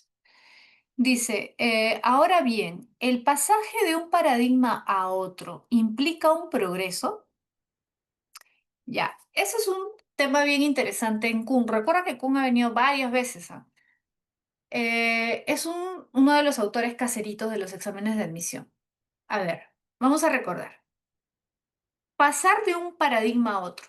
Por ejemplo, pasamos del geocentrismo, ¿te acuerdas? El geocentrismo de Ptolomeo que decía que la Tierra está al centro y el Sol y los demás planetas giran alrededor de la Tierra, geocentrismo, al heliocentrismo de Copérnico. ¿Te acuerdas? Que Copérnico va a plantear que el Sol está al centro y la Tierra y los planetas giran alrededor del Sol. ¿Sí? ¿Te acuerdas que Copérnico plantea eso? ¿Ya? Eso en el siglo XV. ¿Ya? Entonces, se pasó de un paradigma, de una teoría. Un paradigma, recuerda que es una teoría. Paradigma científico es una teoría. Una teoría geocéntrica a una teoría heliocéntrica. Eso implicó ¿qué cosa? Una revolución. Eso fue una revolución científica.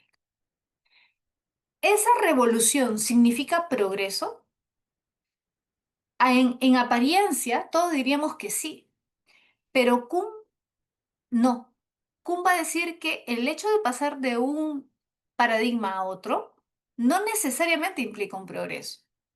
¿Por qué? Porque, recuerda, para Kuhn, los paradigmas son inconmensurables, es decir, no se puede comparar un paradigma con otro porque no tienen nada en común, porque los lenguajes que usan, los instrumentos que usan, los principios, los conceptos son distintos. Entonces, ¿cuál sería, por decirlo así, la regla o quién sería el que mide cuál es superior y cuál es inferior? ¿Quién sería la mirada neutral? ¿Quién tendría la mirada objetiva para decir, este paradigma es mejor que este? ¿Quién podría ponerse en el ojo, entre comillas? ¿Quién podría ser el ojo de Dios para decir esta teoría es superior o esta teoría es inferior? No se puede, ¿sabes por qué? Porque cada una te presenta una visión distinta, dice Kuhn. Ahora, para que se entienda mejor, te voy a poner un ejemplo que quizás no es del todo correcto, pero al menos para que entiendas la idea es importante, ¿ya? Te va a servir para entender la idea. Vamos a poner el ejemplo de las escuelas psicológicas. ¿Ya? Tú me imagino que ya has visto en psicología, por ejemplo, la Gestalt, has visto el psicoanálisis, ¿no? El conductismo, ¿sí? Sabes de qué tratan, ¿no? Ahora, te pregunto, ¿el psicoanálisis y el conductismo pueden ser comparables? O sea, ¿podrías traducir, entre comillas, traducir el lenguaje psicoanalítico a un lenguaje conductista o viceversa, traducir el lenguaje conductista a un lenguaje psicoanalítico? O sea, ¿tienen algo en común? ¿Tienen algo en común como para que tú digas, ay, ya, mira, este es mejor o este es peor? No, porque parten de paradigmas distintos, son paradigmas diferentes. Su visión de los fenómenos psicológicos es completamente distinta, ¿sí o no? Por ejemplo, un conductista jamás te va a hablar de inconsciente, jamás te va a hablar de yo, de super yo, de ego. Un conductista te diría, a ver, ¿y cómo veo yo el super yo? ¿O el ego? ¿Dónde está? ¿O el inconsciente se puede observar? No. El conductista parte de la premisa, del principio de que solamente se pueden evaluar los principios observables, perdón, la conducta observable, ¿no? Entonces solamente se puede evaluar lo que podemos observar. Si el inconsciente no se puede observar, ¿cómo lo vamos a evaluar? Entonces, son paradigmas completamente distintos. Al final es casi una cuestión de preferencia, ya. Yo elijo ¿no? A mí el psicoanálisis me gusta más, ¿no? Y otro dirá, a mí me gusta más el conductismo. Pero cómo podemos establecer una regla, entre comillas, intermedia para compararlos? Si no hay forma de compararlos. Su lenguaje es distinto, sus principios son distintos, sus teorías son distintas, su metodología es distinta, sus instrumentos son distintos. Entonces, no hay forma de compararlos. A eso se refiere. Entonces, el hecho de pasar de un paradigma A a un paradigma B implica un progreso, para Kuhn no, ¿ya? Ahora, dice por eso, el problema es complejo, ¿ya? De todas maneras, es únicamente, ojo, es únicamente durante los periodos de ciencia normal cuando el progreso parece evidente y seguro. Profesora, ¿cómo que la ciencia normal? Acuérdate que Kuhn habla de una especie de ciclo de paradigma. El paradigma, a ver, en la revolución científica se da la competencia, se da la lucha, acuérdate, revolución, ¿qué implica? Lucha, ¿no? Acuérdate de la Revolución Francesa, ya. En la revolución hay lucha, lucha de paradigmas. A esa etapa se llama ciencia revolucionaria, cuando aparece un paradigma que le hace la competencia al paradigma anterior, al paradigma viejo, ahí se da la revolución científica. Ahora, una vez que el paradigma nuevo logra imponerse y desplazar al paradigma viejo, es decir, en este caso, por ejemplo, al geocentrismo, el heliocentrismo se vuelve la ciencia revolucionaria y se implanta, y ese periodo se llama ciencia normal. El periodo de ciencia normal es la primera etapa, digamos, la primera etapa, donde solamente ya está ese paradigma, el heliocentrismo. Ya el geocentrismo ya fue. Ya. Solamente tenemos el heliocentrismo y ahora todos los científicos trabajan con ese modelo, con esa teoría. La asumen como una verdad. La asumen como que esas son las reglas, esos son los principios con los cuales van a hacer su investigación. Todos usan la misma teoría. Ese es el periodo de ciencia normal.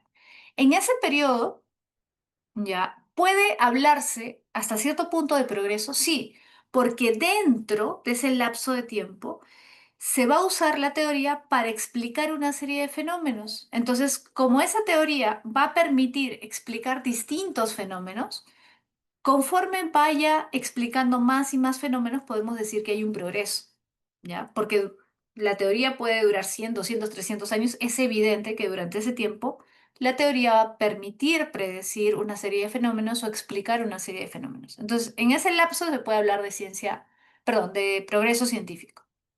Ahora, el problema viene cuando la teoría empieza a fallar. ¿No? Para Kuhn, lo más probable es que toda teoría, todo paradigma comience a fallar. ¿Cuándo falla? Cuando ya no permite explicar fenómenos o predecir fenómenos. Cuando cada vez hay más anomalías, cada vez hay más fenómenos que contradicen el paradigma, contradicen la teoría. Entonces, la ciencia entra en crisis. Ese es el periodo de ciencia en crisis. ¿Ya? Entonces, primero ciencia normal, luego ciencia en crisis, pero la ciencia puede estar en crisis décadas. No va a salir de la crisis, o sea, va a seguir en crisis hasta que aparezca una nueva teoría que le pueda hacer la competencia. Y puede ser que no aparezca porque no haya ningún científico capaz de crear una nueva teoría. Entonces, el periodo de ciencia en crisis puede durar mucho. Una vez que aparezca una nueva teoría que le haga la competencia a la anterior, ahí se da de nuevo la revolución científica o el periodo de ciencia revolucionaria, ¿no? Cuando van a competir dos paradigmas, ¿correcto? Entonces tiene estas tres etapas: ciencia normal, ciencia en crisis, ciencia revolucionaria. ¿Ya? ¿En qué momento podríamos hablar de una especie de progreso científico? En el periodo de ciencia normal, porque es en ese periodo cuando el paradigma, la teoría que está vigente, va a permitir el explicar diversos fenómenos, porque todos trabajan con el mismo paradigma, ¿ya?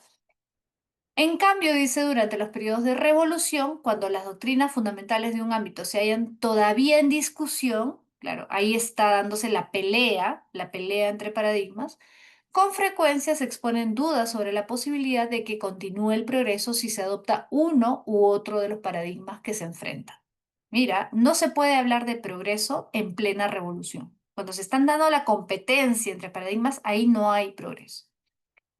Ni siquiera cuando se da el cambio, sino cuando ya está un solo paradigma, una sola teoría actuando. Sin duda, una vez que se haya afirmado, ahí está, mira, una vez que se haya afirmado un paradigma, sus defensores lo considerarán como un progreso, una vez que ya se haya impuesto. Entonces, según la perspectiva de Kuhn sobre los cambios de paradigma, el progreso científico se define mejor como que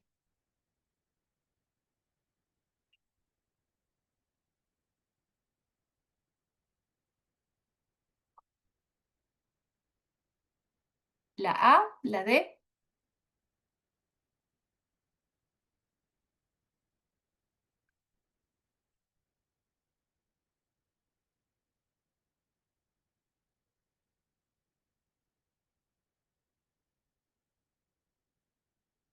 claro, la A o la D.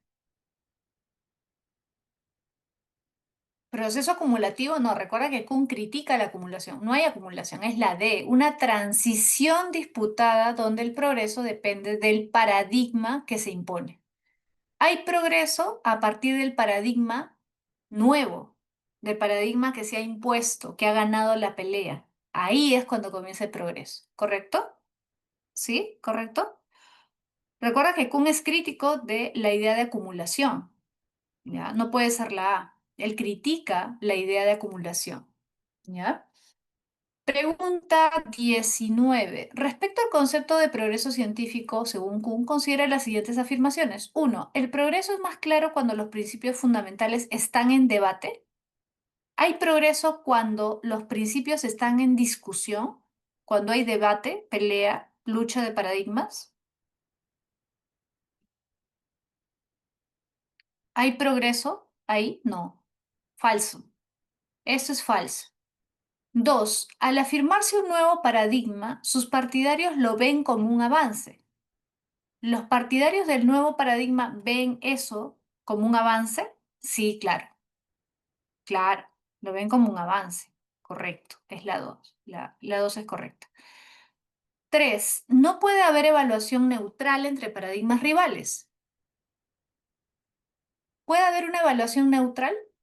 No, no puede haber una evaluación neutral entre paradigmas rivales. Acuérdate el ejemplo que te puse entre psicoanálisis y conductismo. ¿Puede haber una evaluación neutral? ¿Alguien puede decir esto es mejor, esto es peor? No, porque son visiones distintas de los mismos fenómenos. Son enfoques diferentes, correcto. Esto es verdad. 4. El progreso científico no siempre sigue una línea acumulativa. Claro, Kuhn dice que el progreso científico no podemos hablar de acumulación, ¿no? Sí, correcto. Por lo tanto, la clave es avión. Falso, verdadero, verdadero, verdadero. Ya. Y la última, a ver, dice, el experimento de la doble rendija. ¿Ustedes conocen ese experimento, por cierto? Si no lo conocen mucho, yo les sugeriría que sí lo busquen, porque no sé si en física ustedes ven algo de teoría. En el curso de física ven algo de teoría, la teoría de la relatividad especial, por ejemplo, general de Einstein. Ya. Esto es física. Esto deberían verlo en física. Busquen en YouTube el experimento de la doble rendija. En YouTube hay varios videos, sobre esto, ¿ya? Es bien, bien interesante. Básicamente, mira, te habla del mundo cuántico, ¿ya? Te voy a explicar así rapidito, ¿ya? Mira, mm, la física de Newton, la física de Newton nos permite predecir el movimiento de los objetos en el plano, digamos, que nosotros podemos observar, ¿no? Por ejemplo, ves una bola de billar, ves un auto que está, ¿no? Yendo a una velocidad constante de 80 kilómetros por hora, por ejemplo, ¿no? O una pelota que cae, ¿no? De un edificio, ya. Eso es lo que nos permite predecir las leyes de Newton, ¿no? El movimiento de los cuerpos, acá, en el ámbito terrestre. La física de Einstein nos permite predecir el movimiento de los cuerpos, pero no en este ámbito, digamos, básico, terrestre, sino en el ámbito de la astronomía, de los astros, es decir, de cuerpos masivos. Tú sabes, obviamente, que esto tiene una masa diferente, muy diferente a la masa que tiene, por ejemplo, el planeta Tierra o el Sol. Cuanto más masivo es un cuerpo, cuanta más masa tiene mayor poder de atracción. ¿Por qué el Sol está al centro y los planetas, por ejemplo, la Tierra, Mercurio, Marte, giran alrededor del Sol? Porque el Sol atrae por su masa, ¿no? Tiene una masa tan grande que atrae a esos cuerpos, ¿no? Como la Tierra, que están cerca, atrae. Entonces, ahí tenemos dos planos. Mira, lo que funciona para predecir el movimiento de los cuerpos físicos aquí en el planeta Tierra no funciona para predecir el movimiento de los cuerpos masivos como el Sol, la Tierra o una estrella X en el espacio, porque los cuerpos en esa dimensión son tan masivos que ya no, las leyes de la física de Newton ya no sirven para predecir ahí. Justamente ese es el aporte de Einstein, ¿no? Eso tú debes saberlo, ¿no? La teoría de la relatividad de Einstein justamente fue creada, ¿por qué? Porque Einstein y muchos físicos se daban cuenta que las leyes de Newton no servían para predecir fenómenos en el ámbito astronómico. Entonces Einstein creó esta teoría que sí permitía, ¿no? predecir lo que ocurría en el ámbito astronómico. Pero aparte de estos dos niveles, hay un nivel subatómico. Es decir, también hay un movimiento de cuerpos subatómicos como los electrones, que son ya muy chiquitos. Y lo que funciona para predecir el movimiento de un auto o para predecir el movimiento, en este caso la teoría de la relatividad de un astro, no sirve para predecir el movimiento de un electrón. Es otro plano, ¿se entiende? Es como otro plano de la realidad. Y lo que han descubierto los científicos es que una partícula subatómica, como un electrón, por ejemplo, eh, cambia su comportamiento, cambia su movimiento, dependiendo de si es o no es observado. Es decir, hicieron este experimento y se dieron cuenta que cuando no había un observador, el electrón se comportaba de una forma. O sea, disparaban electrones y los electrones iban así en línea, ¿no? Imagínate un panel con dos rendijas, dos huequitos así en línea. Iban así de frente, de frente, de frente. Pero de pronto ponían un observador, una cámara, o el científico abría una compuerta y veía, entre comillas, ¿no? Un microscopio ya para ver, ¿no? Obviamente el científico no va a ver los electrones, ¿no? Y de pronto los electrones ya no iban así, directos, con la forma de las rendijas en la pared, sino que ahora hacían distintos movimientos. Es decir, se comportaban de otra forma por el solo hecho de estar siendo observados. Y esto obviamente generó confusión en los científicos. ¿Cómo así cambia el comportamiento del electrón por el hecho de que hay un observador? Eso hizo cuestionar, ¿no? Las leyes que rigen el mundo subatómico, o sea, las leyes físicas, ¿no? Y ese es el gran debate actualmente, de alguna forma, ¿no? ¿Cómo conciliamos la física cuántica con la física clásica de Einstein, o perdón, de Newton, o incluso con la física de Einstein? No hay, aparentemente, ¿no? Forma de conciliarlas. Entonces, como te digo, si quieres entender mejor, busca algún video en YouTube donde te expliquen, ahí con gráficos, con videos, ¿no? Dice, el experimento de la doble de rendija es conocido por mostrar la naturaleza ondulatoria de la luz. Sin embargo, cuando se repite con partículas individuales como electrones y se incorporan detectores cuánticos, ahí están los observadores, ¿no? Para observar por cuál rendija pasa cada partícula, ocurre algo sorprendente. La interferencia desaparece y los electrones se comportan como partículas, no como ondas. ¿Ya? O sea, su movimiento cambia. Esto sugiere que el acto de medir modifica el sistema físico. O sea, esto sugiere que el acto de observar las partículas, modifica la manera como se comportan las partículas, desafiando la idea clásica de observación objetiva y mostrando que en el mundo cuántico la realidad depende del contexto del observador. Este fenómeno ha sido clave en debates sobre el papel de la observación y la interpretación de la mecánica cuántica, como en la interpretación de Copenhague. Eso tiene que ver también con, debes haber escuchado del gato de Schrödinger. Ya, tiene que ver con eso, ¿no? Del gato de Schrödinger. De acuerdo al experimento descrito, la ciencia, a ver, ¿qué podríamos decir de la ciencia?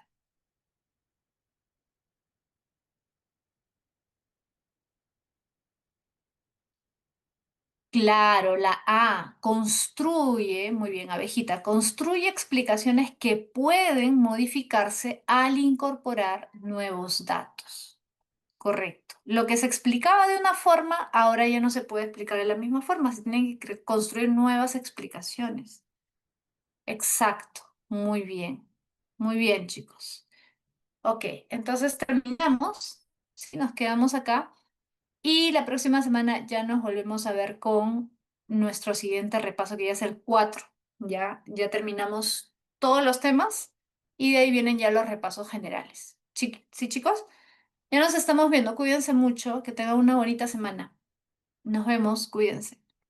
Chao, chicos.